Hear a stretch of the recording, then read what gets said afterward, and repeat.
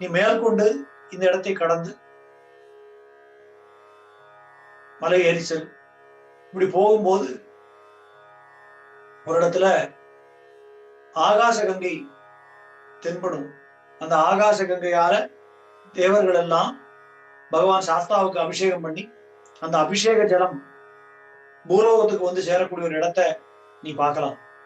ஆனா அந்த ஆகாச கங்கை பகவானுக்கு அபிஷேகமாகி அங்கிருந்து தேவலோகத்திலிருந்து நேரடியாக வர்றதுனால அதுல போய் நேரடியாக குளிக்கக்கூடிய தன்மை நம்மளால முடியாது. ஏன்னா அது அவ்வளவு வேகத்தோட பூலோகத்துக்கு வந்து விழுறது. அதனால இந்த வச்சுக்கோன்னு சொல்லி ஒரு குடத்தை எடுத்து கொடுக்குறேன். இந்த குடத்துல இந்த ஜலத்தை குடித்து